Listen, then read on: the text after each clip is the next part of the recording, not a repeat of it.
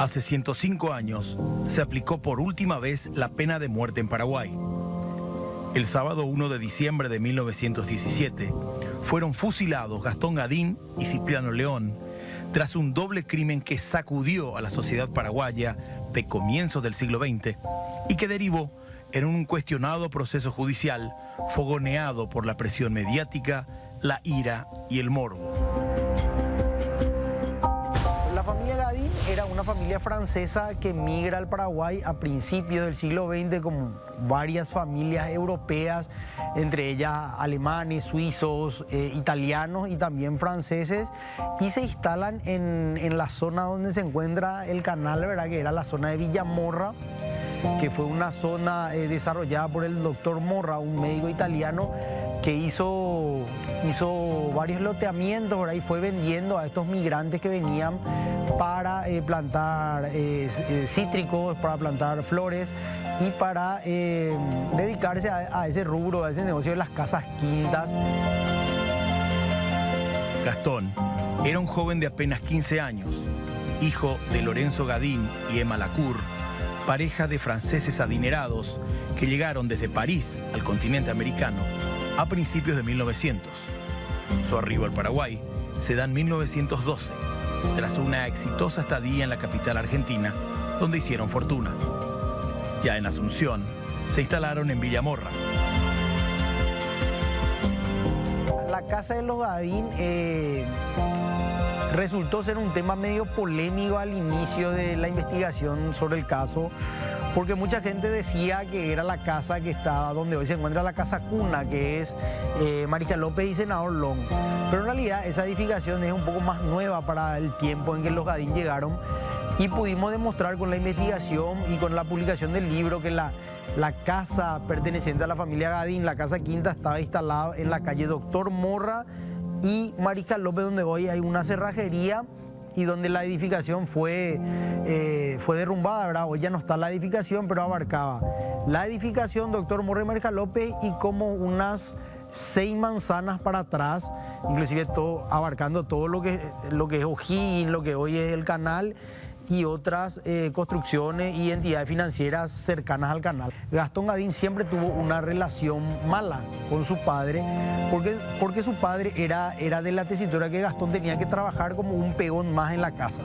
Entonces Gastón, como por más hijo que sea, él recibía un pequeño salario a la par de los peones. Dentro de esa relación mala que tenía Gastón con sus padres, Gastón le conoce a una chica de nombre Ana Mayereyer, que era de San Lorenzo, que era sobrina de uno de los peones que trabajaban en la casa, en donde él inicia esa relación amorosa con esta chica que después va a derivar, ¿verdad?, en el parricidio y en todo lo que se viene después, ¿verdad?, en el caso. La secreta historia de amor entre Gastón y Ana llegó abruptamente a su fin cuando los rumores en Villamorra llegaron a los iracundos oídos de don Lorenzo, quien de manera autoritaria puso fin al romance al prohibirle terminantemente a su hijo continuar con la idílica relación. Los padres de Gastón, la madre y el padre, querían para él que vaya a Francia a hacer su servicio militar obligatorio, y también pensaban en su hijo en una vida más a la europea que acá en Paraguay, ¿verdad? Y al enterarse los padres de que Gastón estaba con amoríos con esta chica que era de San Lorenzo, que era de los estratos sociales más bajos, ¿verdad?, obviamente no aceptan la relación. Y eso hace que la relación de Gastón con sus padres empeore. Gastón comenzó a urdir el plan, pero necesitaba un cómplice para llevar adelante su objetivo. Cipriano León era un peón que trabajó durante un tiempo en la casa de los Gadín, como varios otros peones que tenía la quinta, pero en el momento, para el momento del crimen, Cipriano León ya no trabajaba en la quinta de los Gadín, porque había ido a trabajar a una carnicería que estaba a 2 cuadras de la quinta, que era la carnicería de los Urbieta Peña. Llegado el momento cuando Gastón comenzó a organizar o a pensar la manera de cómo iba a llevar a cabo el crimen, él pensó en Cipriano, se acercó un día y le planteó a León, ¿verdad?, la posibilidad de que él lleve a cabo, ¿verdad?, el crimen. El joven francés le comenta cómo es imposible razonar con sus padres. Ellos nunca le permitirán vivir libremente su amor con Ana. No queda otro camino que eliminar todo obstáculo al precio que sea, incluso la muerte de sus progenitores. Gastón Gadín había llegado a un acuerdo económico con Cipriano León por el crimen de sus padres. Era un pago por adelantado y un pago al finalizar el hecho. Hasta que llegó el día. El 27 de julio de 1915 fue la fecha señalada por Gastón para perpetrar el asesinato de sus padres. El homicidio ocurre en la madrugada del 27 de julio de 1915. El plan de Gastón, puesto en práctica por León, era el siguiente. Mientras el padre venía de la reunión, lo esperaban, lo seguían los pasos y cuando abría la puerta de la quinta, ahí recibía el impacto de hacha, el golpe en la frente, ¿verdad? Ambos progenitores mueren mueren de la misma manera, ¿verdad? O sea, el golpe de hacha en el medio de la frente que le produce, ¿verdad?, esa fractura de cráneo estipulado en el libro de actas de la Recoleta. Una vez llevado a cabo el crimen, rocían con querosén los cuerpos entre León y Gadín, prenden fuego y Gadín va a su pieza que estaba hacia el patio a esperar que el fuego comience ahí a consumir a los cuerpos y a las habitaciones y después aparecer con un balde con agua, comenzar a fingir, ¿verdad?, de que era un incendio en realidad, ¿verdad? Prenden fuego, Gastón sale a gritar que hay un incendio, pasa un sacerdote que era el sacerdote Hermenegildo Roa y da alerta de que lo que estaba ocurriendo ahí en la casa quinta de los Gadín Villamora era un incendio, ¿verdad? Se acercan a la quinta, comienzan a indagar entre los peones, comienzan por ejemplo, lo detienen a uno de los peones, ¿verdad?, que era justamente el tío de Ana Mayereyer y dentro de las cosas que traía de San Lorenzo encuentran una carta, ¿verdad? En esa carta Ana le dice a Gastón que no cometa la locura de que le había comentado que tenía pensado cometer en una carta anterior. Entonces los comisarios de investigaciones, que creo que era un señor de apellido Hermosilla, dice, bueno, acá tenemos un posible autor del homicidio. Entonces le dicen a Gastón, tu cómplice ya cantó todo, así que vos tenés que comenzar a colaborar con nosotros. Y le dice, y ahí Gastón le nace a Gastón y le dice, lo que diga Cipriano León es mentira. Entonces ahí la policía tiene el dato de que hay otro coautor, ¿verdad?, de nombre Cipriano León y comienzan a investigar quién es Cipriano León. Van a la carnicería de Urbieta Peña y ahí Cipriano León cuenta que en realidad él cometió el crimen por una promesa económica del hijo de las víctimas.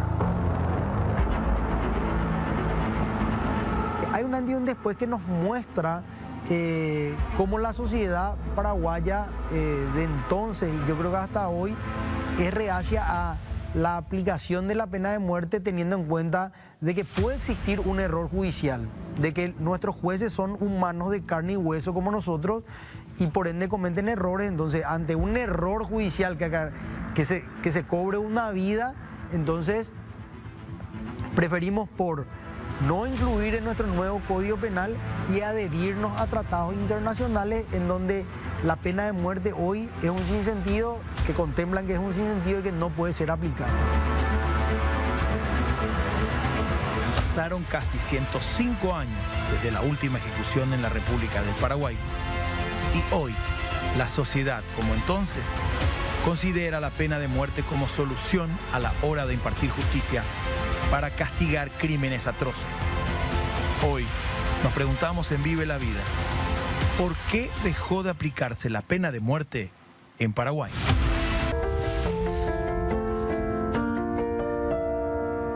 Nada importó a la hora de llevar adelante, contra todo debido proceso, el juicio contra el joven que, además de extranjero, era menor de edad a la hora de la comisión del doble crimen.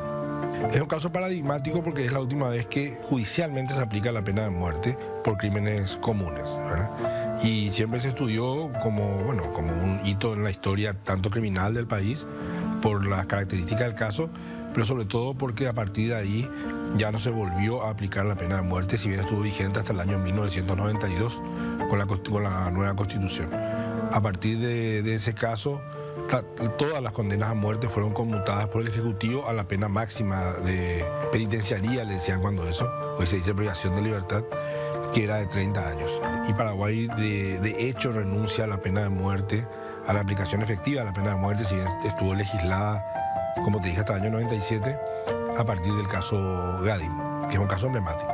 La principal característica que había en aquella época es un gran caos, es decir, había una gran inestabilidad política.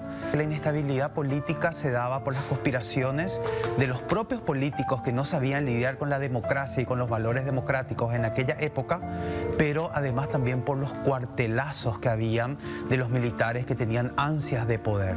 Eso efectivamente, que los políticos que no sabían lidiar con el juego democrático, más los militares que constantemente estaban haciendo cuartelazos, golpes de Estado, amenazas al sector político, hizo de que exista una sociedad en aquella época muy violenta políticamente hablando, con una enorme inestabilidad política.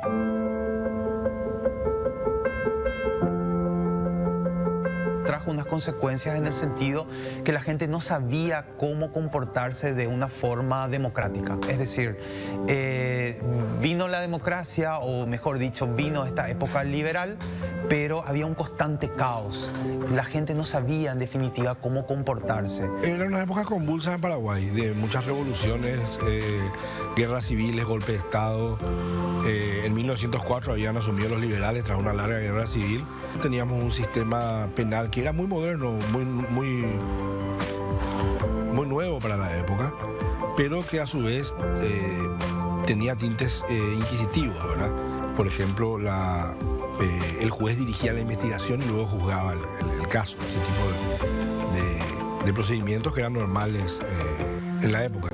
Y con ese sistema penal que estuvo vigente hasta hace muy poco tiempo, fueron procesados tanto Gastón Gadín como su cómplice Cipriano León.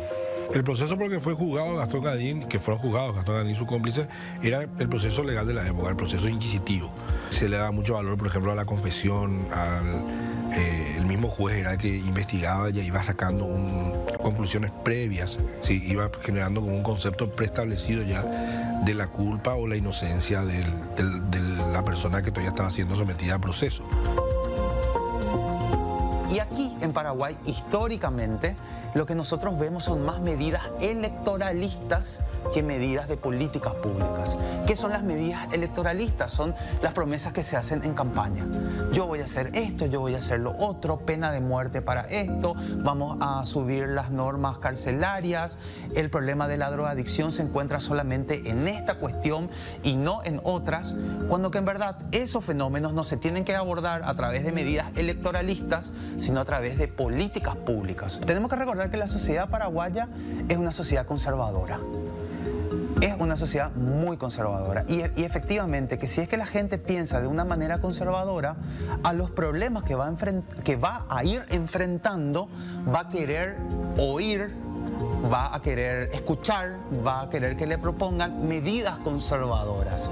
Entonces, esa lógica de pensar que todos nuestros problemas se van a solucionar con la pena de muerte o medidas de ese tipo, ¿verdad?, corresponden a una sociedad conservadora que quiere escuchar eso, pero además también en políticos que quieren dar soluciones fáciles, ¿no? Es decir, la pena de muerte es una solución fácil, la pena de muerte no viene a arreglar la cuestión de fondo, ¿verdad? La cuestión de fondo es por qué pasa el crimen, es decir, cómo se constituye el criminal, por qué hay el delito, cómo abordar el delito.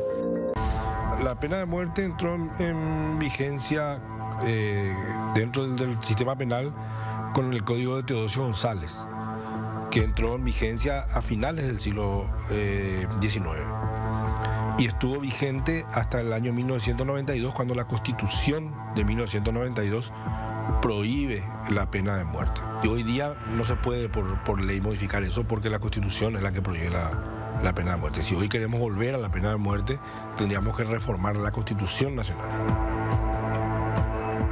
En el año 92, cuando se quiso reformar la Constitución del año 1967, y ya en democracia, con un proceso diferente, de respeto a los derechos humanos, se empezó a debatir sobre el tema de la pena de muerte, ¿verdad? Básicamente la pena de muerte es considerada una pena cruel, que no tiene ninguna forma de resarcimiento en caso de error judicial, por ejemplo, y la Constitución expresamente prohíbe la pena de muerte hoy día.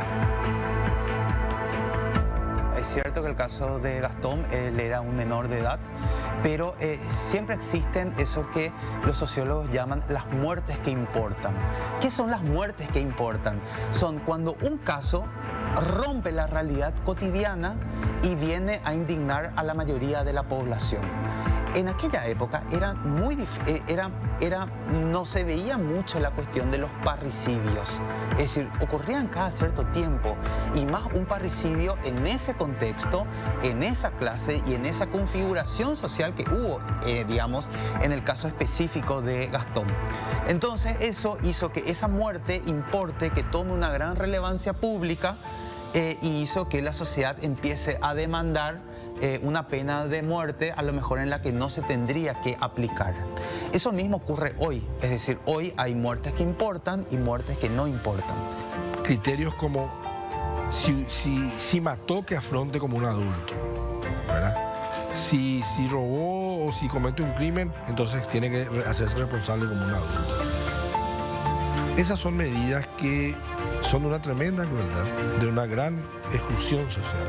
Son de nuevo esas medidas que se toman entre populismo, demagogia y también un poco de manipulación de quienes no quieren hacerse cargo del tema. Como no podemos dar medidas para chicos que viven en las calles, como no podemos poner en los colegios públicos asistentes sociales y psicólogos que detecten la violencia intrafamiliar de la que puede ser víctima un niño.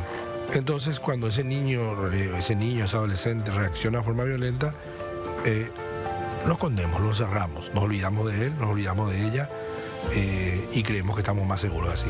Cuando en realidad estamos creando un futuro criminal que va a las cárceles a llenarse de odio, de rencor, de resentimiento, donde aprende cosas que incluso en un mal ambiente familiar o social no hubiese aprendido. El más grande artista de todos los tiempos de Paraguay era un pirañita.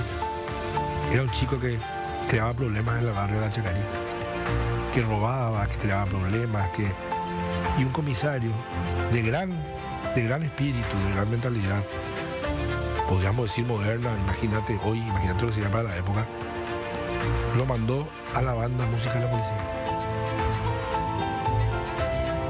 Y gracias a eso tuvimos al más grande artista de todos los tiempos de Paraguay, José Asunción Flores. En la actualidad, la pena de muerte ya no existe en las leyes del Paraguay. Pero la historia recuerda el caso de Gastón Gadín y Cipriano León como la última vez que se aplicó la pena capital en estas tierras. ¿Habremos aprendido la lección?